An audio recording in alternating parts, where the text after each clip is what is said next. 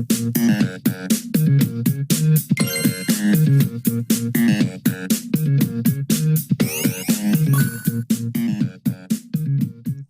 and welcome back to the Checkpoint Reach podcast. I'm your host Luke Elder. As ever, I'm joined by my fellow gamers and friends, Son of Perks. How you doing, guys? Yeah, good.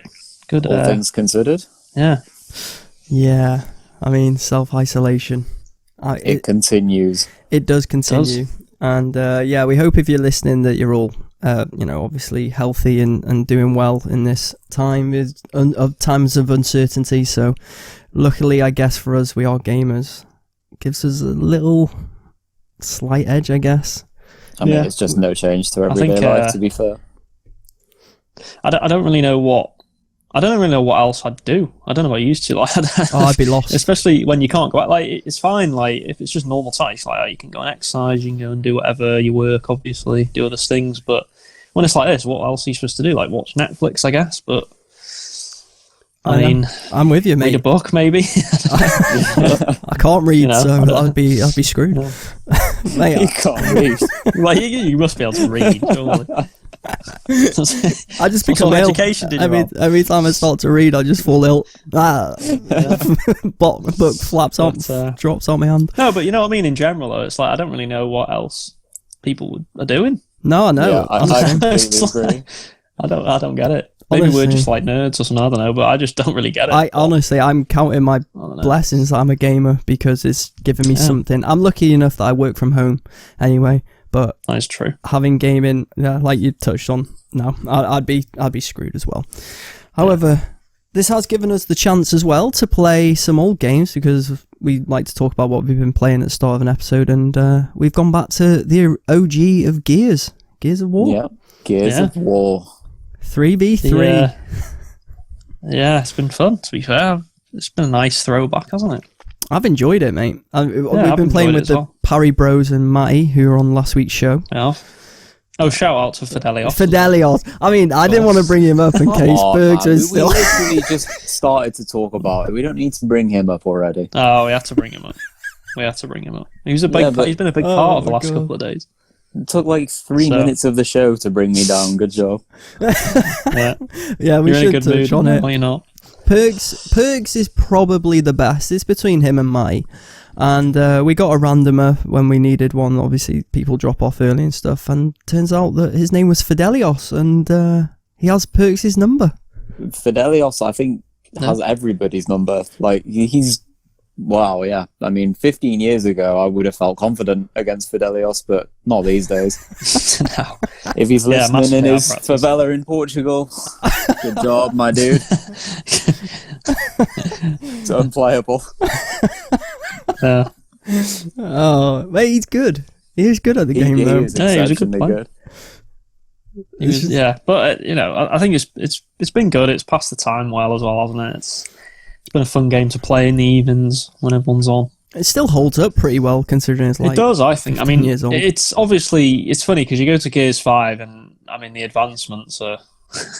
when you actually think it's massive, the advancements really. When you go back to Gears 1 now, how clunky Gears 1 feels. But it's a great game at its core, isn't it? At the end of the day, the gameplay loop's so fun.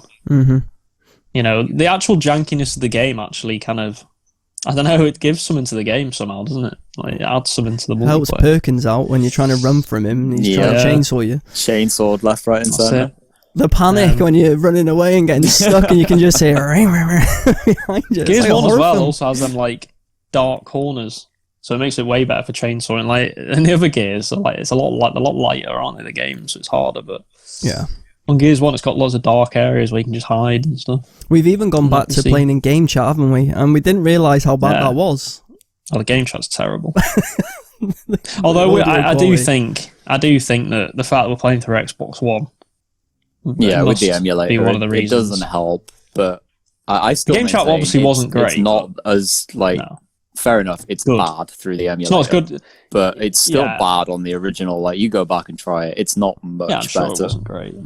No, probably not. But it just adds more muffle, and it's sometimes it's annoying. But I think it adds to it though. It definitely adds to the tension of the game and the excitement when you're just making call outs, talking randomly, and all of a sudden someone's voice disappears mid call out, or you hear them scream as they're getting chainsawed away.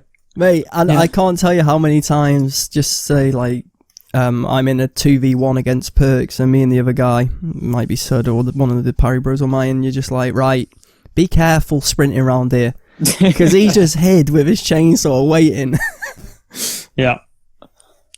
And a lot of us have got. That's how it be. Over 5,500 chainsaw kills. Yeah, that's it. Exactly. I mean, you as well, Luke. We played some Halo, didn't we? Played some Halo Master Chief Collection. Yeah, we went back to... Well, I say went back. I don't think I ever really played. You went for the first time. Yeah, this is new to me. But yeah, I mean, it's one of your favourites, isn't it? Yeah, I like it. I mean, it's Halo, isn't it? Not much more to say about the multiplayer in Halo. It's great. So, I mean, it's hard. Like, people are good. Oh, it's definitely it's hard tough. if you I play mean, we ranked. played that one rank match, didn't we? And we got absolutely. Did we get like 8 kills and they got 50 or something? It was ridiculous. Yeah, we got destroyed.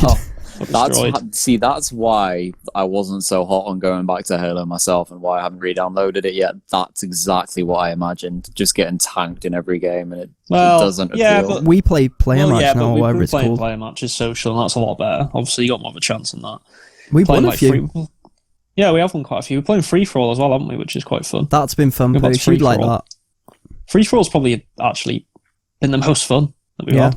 Especially when you play with like 3 or 4 people you know. Yeah, because it was me, you, the Parry Bros, and Fidelios, wasn't it? Yeah. And Perks, I actually didn't come last. I finished third in one game, and I came 5th. Yeah, we got on to play Halo. After you went off. My God.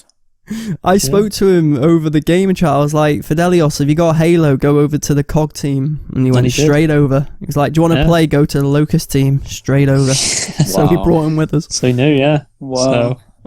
So. He wasn't as good at Halo.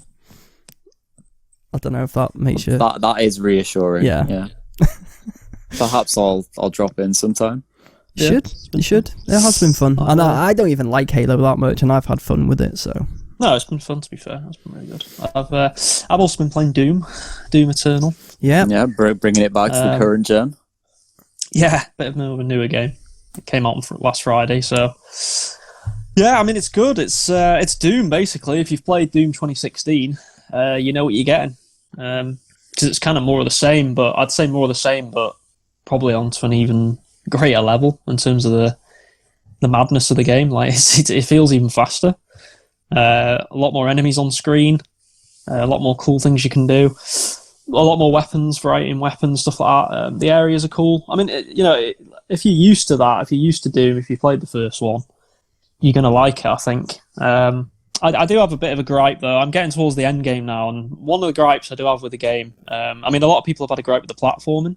A lot of people have said it's a bit clunky, but I think that's because platforming in first person is always a bit clunky, isn't it? To be honest, like, third-person platforming is obviously fine because that's what most platformers are. But when you go into first person, you start platforming, it is a bit awkward. So people have had a problem with that. I don't think it's too bad, but my problem with the game, and a lot of people have also echoed this, is there's a certain enemy that you fight, you fight one at first as like a boss, and then they become like regular enemies towards the end of the game, and they are just awful to fight. They're just not fun whatsoever. And they kind of break up the rhythm of the game, because the game Doom's kind of about fast pace, isn't it? And getting through enemies quickly and you're not really supposed to be stopping and peeking. No. And this certain enemy, it's called it's not really a spoiler. It's called the Marauder. People who have played the game will know which enemy I'm talking about. It has like a massive shield. It has like this weird ghost dog thing that keeps attacking you as well. It goes invisible. It like teleports. It's so much health. It's horrendous to fight. Kind of, I wouldn't say ruining the game because I'm still getting through it, but it's dampening my experience a little bit because it just kind of feels like, I don't know if this enemy really suits the sort of game Doom is. So that's a bit of an error, I think, on their part. But yeah, I know you're obviously going to end up playing it eventually, Perks. So I'm sure you're still looking forward to the game, but I would warn against that particular enemy because it's annoying. By the time I get around to playing it, it may have changed if there's there's a vocal call for it to be nerfed or underpowered a little bit more than it currently sounds. I do think if it breaks the immersion and it makes you peek walls and peek covers and things like that, then it probably shouldn't have been designed that way. But it's not really about peaking I guess walls, you're not playing on Nightmare difficulty either. So. Oh no, I'm playing on the easiest difficulty. You know what them games are like. No, really. Like, I mean, even on easy, they can be tough at times. So there's no way I'm playing anything other than that. But yeah, I mean, I can't even imagine them enemies on a harder difficulty. Like, yeah, I mean, I was going to ask, like, how difficult are they in terms of the damage they deal? Because obviously you're going to be getting like one banged on Nightmare, I imagine. Oh yeah, definitely. They deal quite a lot of damage. It's not really how much damage they deal. It's the fact that when they spawn, you've got loads of other enemies as well. It's kind of an accumulative effect, and just the fact that they take so long to kill, just adds to the sort of annoyance, really. Obviously, like if you chainsaw an enemy, stuff like that, glory kill and things like that, then you're gaining your health back. But there's just times where you get trapped in corners, and it's just a bit annoying, really. But that was going to be my next question on the glory kill. I mean, generally, my memory of Doom 2016 was that every enemy had a weak spot, and you didn't really have to do that much to end up proccing them to be available for glory kills. So is there something like that with the Marauder, or is it like you don't get to perform a glory kill against them? You do get to perform a glory kill, but it's after about 3 or 4 minutes of shooting them. It's just an accumulative effect. So it just takes no ages obvious weak spot to take it down.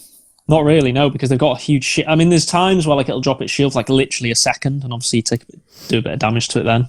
And you can kind of like try and counter it, which kind of works sometimes, but it's a bit hit and miss. But yeah, it's just a really annoying enemy. It's not. A lot of people have complained about it because obviously the further you get through, there's pretty much none in the first like half of the game, 2/3 of the game. But once you fight the first one. Well, yeah, games like that do that, don't they? They don't introduce them, and then as soon as you see one, you start to see hundreds after that. So I look forward to that, I'm sure. I will get around to Doom, because I know, I thoroughly enjoyed the previous one. I'm going to enjoy this one, but it's definitely one that I pick up towards maybe the middle to the end of its popularity. I can wait for that game to be at least half price. Hopefully it'll be out of self-isolation by then.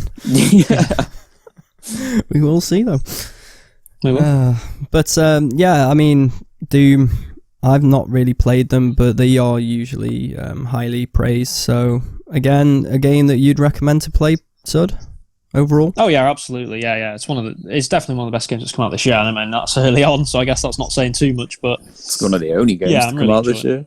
Well, yeah. But I mean, it's to be fair, all the games that come out recently have been actually really good. So it's been a bit of a good period the last month or so for games, but. It's really good, and I'm sure it'll be up for nominations and stuff at the end of the year, with Game of the Year and stuff like that. Yep, I'm sure it will. So high praise so far. Yeah, good to hear. It's definitely good to hear. And there you go. Might as well go and check out Doom now. Not much. What else are you going to be doing, really? Come on. Yeah, exactly. Yeah, exactly. But yeah, we're going to jump into the first topic of the day, and that's the Xbox Series X graphics source code reportedly stolen and being held for $100 million ransom. A hacker has reportedly stolen the Xbox Series X graphics source code and is holding it to ransom. This news arrives through a blog post on the AMD website, where the hardware company explained the situation. We were contacted by someone who claimed to have test files related to a subset of our current and future graphic products, the statement reads. And obviously, they were hacked and duped. But apparently...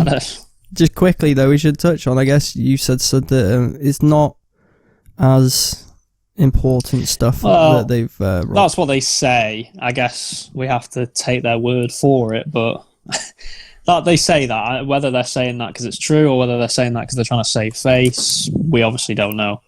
But, I think they go on to say in the article that the part or whatever that is that they've took or hacked or got information from, is already a lot of it's already known information, right? To a lot of other people. They said it wouldn't really affect sort of leaks or anything like that. So they ain't getting 100 mil. No, I don't think they will. I think it's more likely that you'll probably see a news story in 2 weeks saying man arrested. To be honest with you, because that's what usually happens. Or woman. They think they can get away with it, and then a couple of weeks later they get the FBI kind of. Let's have some equality here, please. Man or woman arrested. Yeah, they. Yeah, it could be anyone. I mean, we don't know, do we? But the mystery hacker. I think a lot of the times with situations like this is obviously companies like this, they don't just have like X, Y, and Z code. They have like millions of different ways of producing graphics, and just because you find like one instance of what you think might be related to something new, that could have been from a year ago, that could have been improved on a lot. Could be outdated, yeah. Could be completely different. And I think there was a bit of traction with people saying like, this person's not actually sure what they have, but they think they know. So it's like, give me 100 million, is it worth it? And they're kind of just testing the water with it. I'm sure they have a base of knowledge at least to be hacking AMD. Yeah. But they might not know exactly what it is that they've got, or if it does pertain to the Xbox or something completely different. So I don't blame them for trying their luck at this point in time. I mean, why not?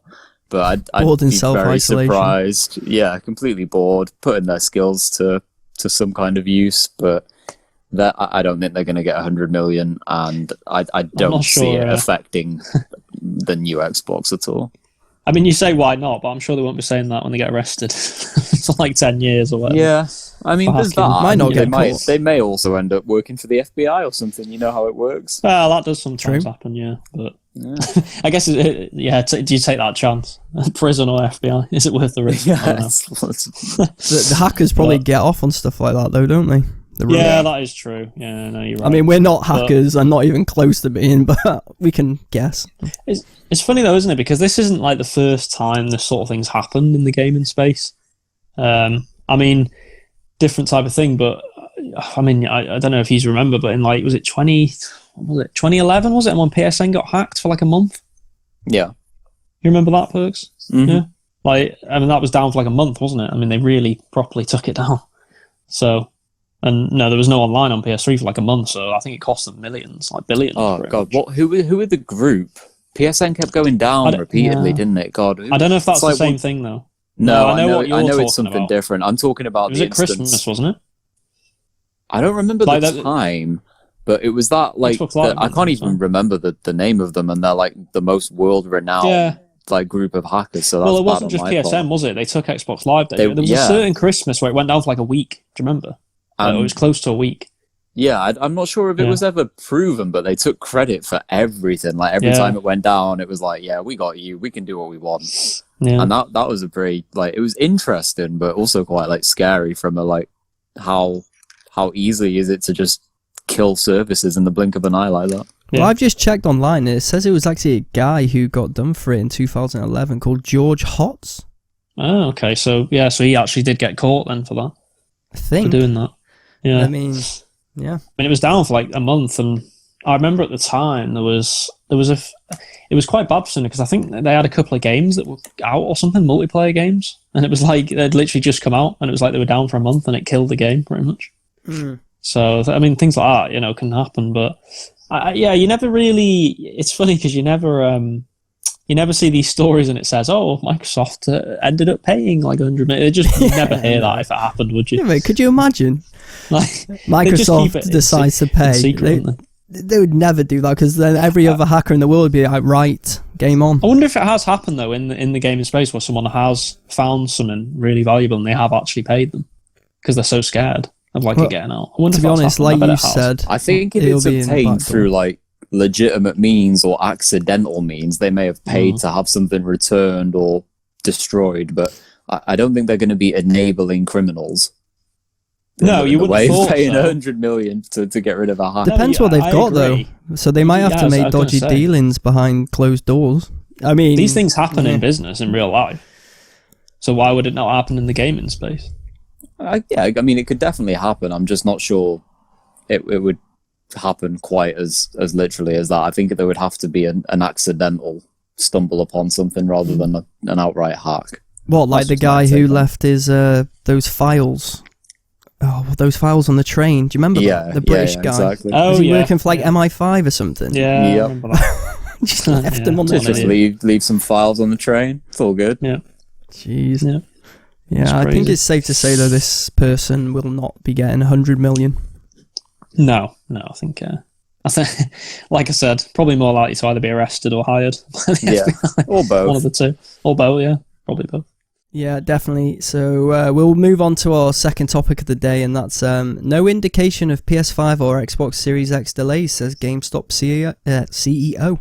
In an earnings conference call, George Sherman discussed the current effects of the COVID-19 outbreak on the games retailer, while exploring that the situation remains fluid. He specifically brought up the potential effects on next-gen consoles, and obviously this is when he goes to say that there's no indication that they will be delayed. Yeah. I mean, we discussed this a little bit, didn't we, on last week's show, actually?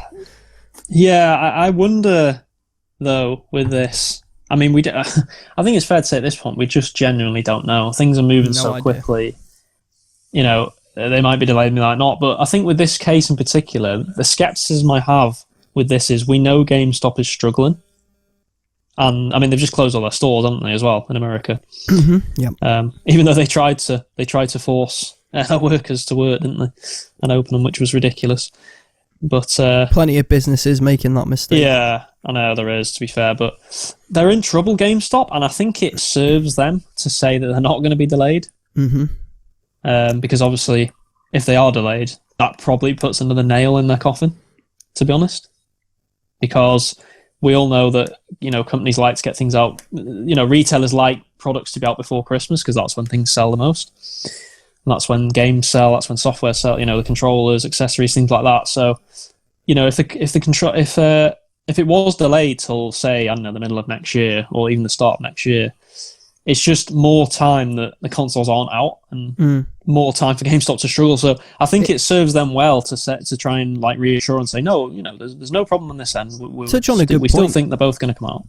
Do you think so? Basically, as well, if they did come out and say, "Oh yeah, you know, we've got word that they are delayed till next year," wouldn't their stocks take a hit? Yeah, that's it. As a result, exactly. And it's already low. So nervy. Yeah, their investors are getting nervy. That's, you know, their shareholders and things like that wouldn't be happy. So, you know, GameStop, they're in trouble. I think, to be honest, it's quite obvious that GameStop in probably 5-10 years won't be around. I think that's pretty obvious. Based off that, physical sales are going. As we know, physical sales are going down, and as we know as well, physical sales now are going to be going down massively because of this, aren't they? Because of the lockdown. I think there's going to be a lot more people shifting to digital now, even more through necessity. I mean, I was just about to make the point, like, physical retail has just been like not hanging by a thread, but getting closer and closer to the end, and we know it's a matter of time. A matter of time. It's not a case of if it's going to happen, it's when it's going to happen. And this, to me, is just an ultimate accelerant of that time. It's going to push them so close to the edge. A lot of the lesser stores, obviously GameStop we're talking about here is a bit different, but the lesser ones, the independent high street retailers, they probably won't come out of this, I don't imagine. So they're going to struggle, some of them, aren't they? It's going to be the big hitters that remain, if they actually do, depending on the period of time that we're talking about here. And what I don't really understand I know what you're saying, but at the same time, it's not only that we don't know, they don't know. Like, nobody around the world knows. I mean, this is an ever-changing situation with the coronavirus in far more important terms than the electronics market or the gaming market. 100%. So I just don't really understand. I mean, who are they trying to kid? Like, we talk about investors and stock markets and things like that, but I don't think they're fooling anybody. Like, nobody has a damn clue. Like, consoles might not even be ready, let alone available to stock in stores. Yeah, there's so many variables to this, isn't there? Yeah, no, I do understand that. And just going back to the point as well about the physical thing and them struggling, and I think as well, it's pretty telling, well, just with me as well, because I know a game that's coming out, Resident Evil 3 is coming out, isn't it, in a couple of weeks, and, you know, I'm probably going to end up getting that digitally. Well, I'm probably going to end up buying it digitally because they've said, haven't they, a lot of the physical copies are going to be like delayed by a week or two, so, you know, I think if that, a lot of people are probably just going to think, well, I'll just buy things digitally for now. Yeah, it's funny you mentioned that. I actually checked the digital price of that this morning. It's £50 on the Microsoft Store, which is probably reasonable considering the physical is $45 anyway. So, the place we normally use, it's $39 at the moment. I did. Yeah, the last time I checked, they'd all gone up. I think because of the delays and stuff like that, they put the prices up a little bit. We also don't know if things will end up getting delivered or not, though, because obviously we're a country on lockdown. That's it, yeah. If that gets more severe, I mean, are they really going to still have people delivering video games and stuff like that? Well, I doubt it. Think, the postal services are still going. I have checked on a lot of the websites, and they still say, like, I checked on, 2 or 3 of the different ones, and they say that they're still running. Yeah, but I mean, like, only essentials will be running if this gets worse. Like, they'll be delivering essentials, because like today I ordered some cans. Not beer. I'm not a beer drinker. I'm not an alcoholic. No, but I got a next day delivery because obviously it says they're still operating as normal. But I just thought, like, this is not essential. So if this becomes more severe, mate, stuff like that's going to be gone. Yeah, so everyone's going to turn digital. It just doesn't even get to transit. It's just going to sit there. Yeah. Well, that's it. And, even though I know you say there, well, we all know that digital pricing is too expensive. I still think it needs to come down. I think it's far too expensive. Most games are 55 quid, which is ridiculous. But, at 50 quid Resident Evil 3, I'm probably going to be willing to pay it because I know I'll get it on the day. You can pre-download it as well, so it's already ready for you to start. So, and I think a lot of people will start doing this more. They'll know demand's going to be there to buy it digitally because people are bored and self-isolating. Well, yeah, exactly. Exactly. I mean, for me personally, man, I'm going to hold off a few days. I want to monitor the situation. I want to see how things go because at the moment, like we just really touched on, you can still check these sites and they say things are running as normal. There's no like red banner at the top saying like, hey, be aware, depending on where you live, this might not happen or you might be delayed a week or two. So I'm going to wait a little bit just to the beginning of next week and see. I don't really want to buy Resident Evil 3 digitally as much as I think I'm going to enjoy the game. It's not going to have, and people might jump on me for this, but to me, it doesn't have a great deal of replayability. I know you can. I'll probably go through the campaign 2, maybe 3 times. Guess the resistance mode we'll see. We will see about that. It could be fun. It looks kind of fun, but modes like that you don't really know until you get your hands on it yourself. It could be throwaway. It's not. I'm not a speed runner. I'm not a streamer. I'm not going to play it all day every day. No. So for me personally, I don't want to drop £50 on a game that in a week I could be done with, maybe 2 or 3, depending on the multiplayer mode. Well, I would agree, but I would also say, in the past, I'd say this as well. Like, why would I buy it digitally when I can trade in physically? But unfortunately, Perch, you're probably not going to be able to trade in for a few months. So that's why, for me, I am more willing to probably buy it digitally because I'm thinking to myself, well, by the time I could trade it in, it might be worth nothing. So if there's a company out there who's close to releasing like an online digital trade-in store somehow, now would be a good time to do it. But I guess that's going to be, hole, isn't it? That? Yeah, I know. How many times has that been discussed? Yeah, I mean, that would have to come from... I just don't know how... Microsoft or Sony. I bet there's people who have already had discussions, though. Yeah, there will have definitely been discussions. I just don't think it's ever going to... Well, I don't think it's going to happen in the near future because I don't think there's a way they could do it where they'd be willing to do it, if you know what I mean. I just don't think they'd... Because why would they do it right now when people are buying digital anyway? Yeah, from a business perspective, now would be the worst time ever for them to do it. But Microsoft have put out quite a few surveys in the past, haven't they, where they've said, like, would you, if you had the opportunity to, would you be willing to trade in the digital games that you've bought, whether they're mainline releases or more indie arcade titles? And these figures are absolute pie in the sky. I can't remember. But I think it was something like for every like £40 game you bought, you got like, was it like £1 back or like £1 back or something 40p or something like that? It was something really. It's like 1% of the money that you've paid. Yeah. So obviously, I'm not surprised that hasn't come to the fore yet. I probably would do it because the amount of random games I've bought, I'd probably end up making a decent amount of money. So I'd probably say that. Do it. I would wait, and then there'd be one game that came out where it was like 50 quid. Oh, I'll just get rid of these 50 digital titles that I don't play anymore, and I'll do it all at once. Yeah. So a lot of people would probably do that as well.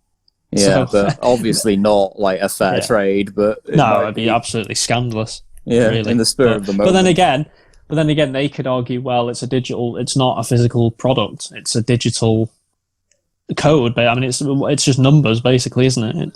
Zeros and ones. So you don't technically. Yeah. This is a can of worms, but you don't technically own the digital stuff that you bought. Exactly. It can go away at any time, so you're just trading in licenses. Yeah, it would be interesting. I want to know how many people are gonna. Go ahead.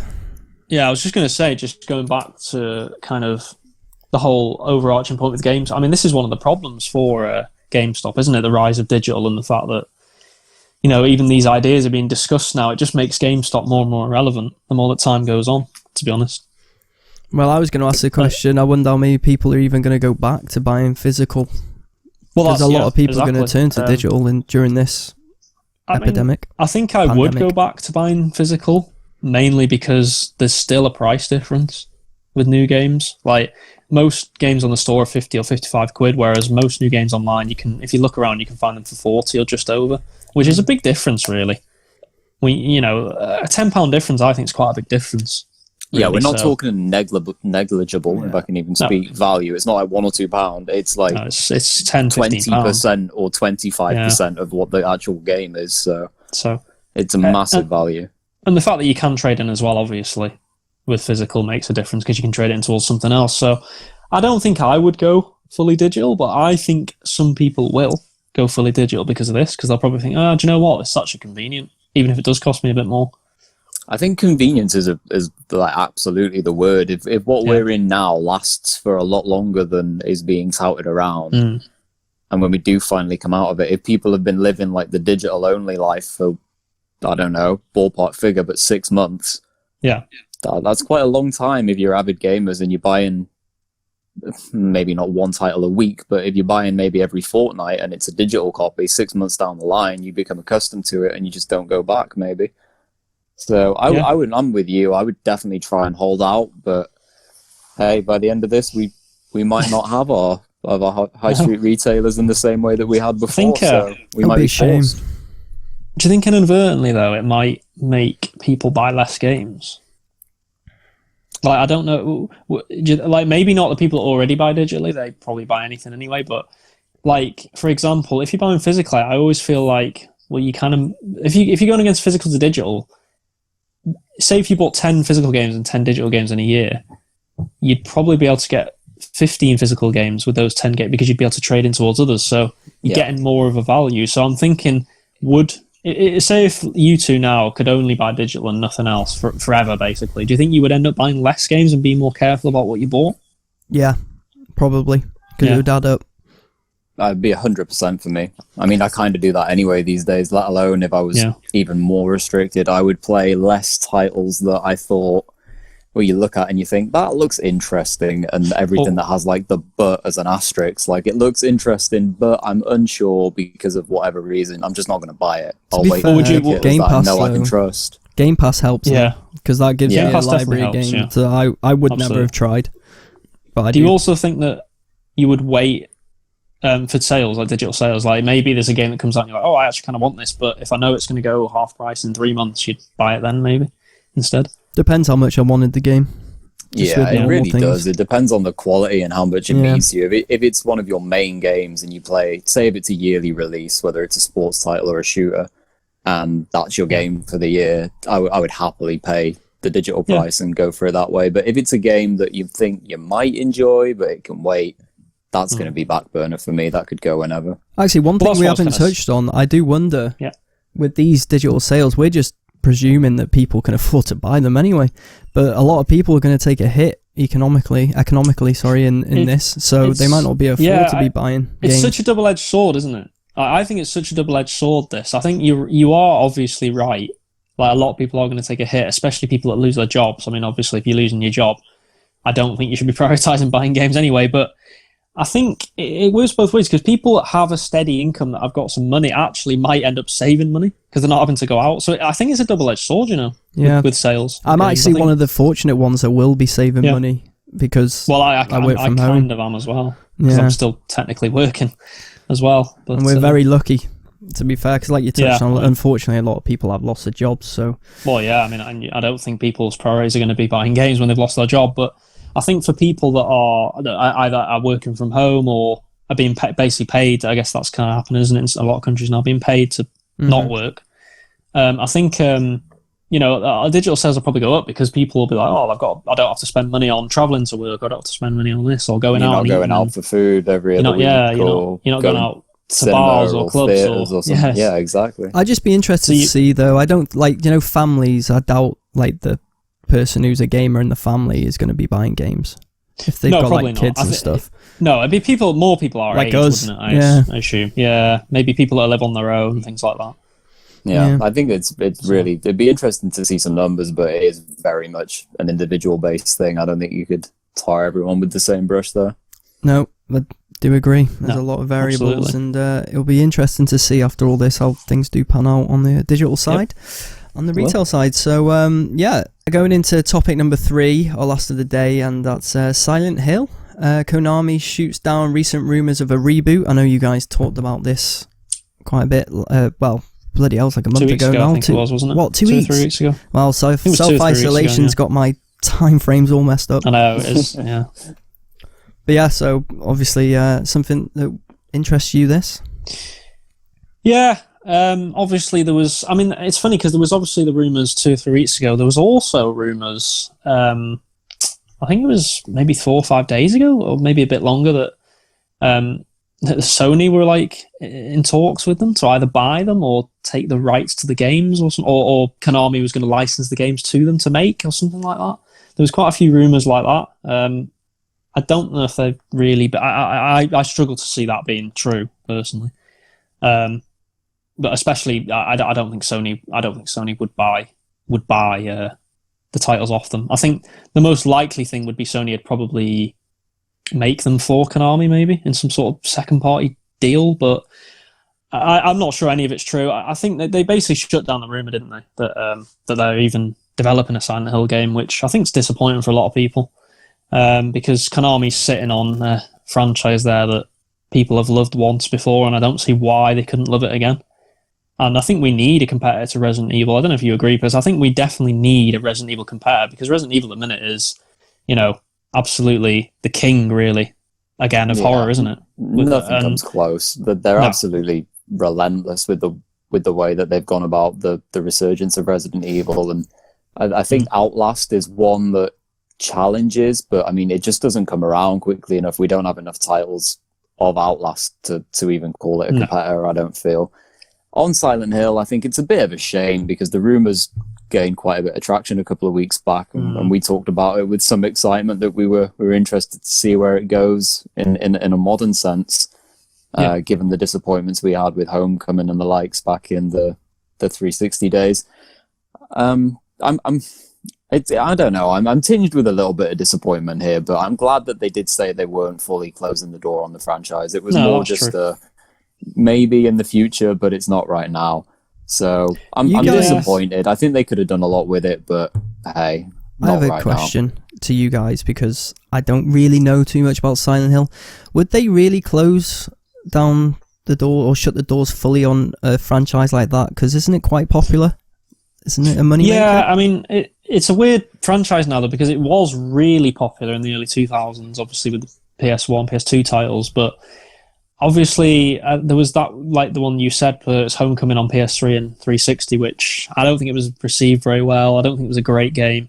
No, there was also a Silent Hill on DS, I think, or something. I think it was on DS or something, which was very strange, which I don't think was that is weird. Was received very well. Yeah, but since then there's not really been a Silent Hill. I mean, they did the Silent Hill HD collection, didn't they, on 360 and PS3 as well, but apart from that, they've not really done anything with it for nearly 10 years now, I think. A proper game anyway, so I actually I don't think they're going to ever rule it out, but I also don't think it's probably in active development, which is a bit disappointing. But I don't know if you agree with this, Piers. I actually think the more likely Konami franchise to be revived is Castlevania, and I say that because of the success of the Netflix series, and I think it's more likely to be something they capitalise on. And Castlevania is again a game that's not seen a really good game for a long time.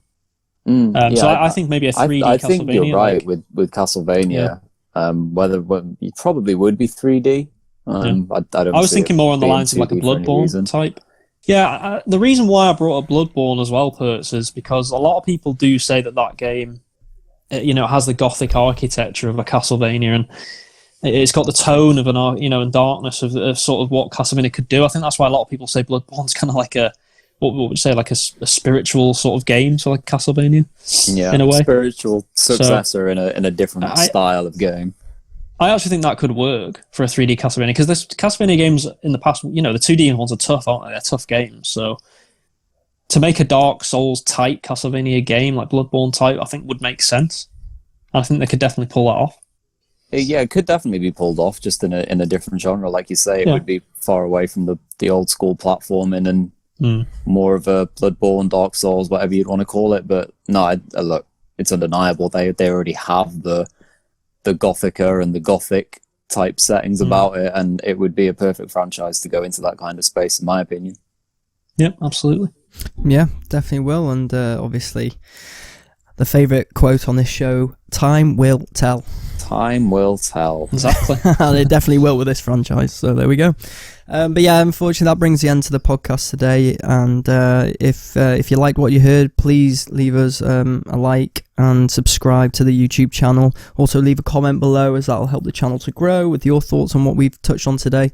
If you're listening to us on any audio platforms, please also leave a nice review, as that will also help the channel to grow, and pass on the pod, especially in self-isolation. We might be able to help out with some boredom, hopefully, and not actually bore you to tears. Not actually create more boredom. Hopefully not. Fingers crossed. Hopefully not. No. But you can also find the Checkpoint Reach podcast on Twitter, Instagram, and Facebook at ChetReachPod. And you can also follow the guys on social media. Where can people find you, Sud? So it's on Twitter for me at David Tenspud. Perky? I'm at JG Perks. And you can find me on Twitter and Instagram at LEL3Ds add a 9 in the end for Instagram. Anyway, thanks for listening to us as ever. We'll be back next week to discuss some more gaming news and probably what we've been playing more so. There seems to be less gaming news these days. But yeah, have a good week, and we'll talk again soon. Bye, guys. Bye, guys. Bye-bye.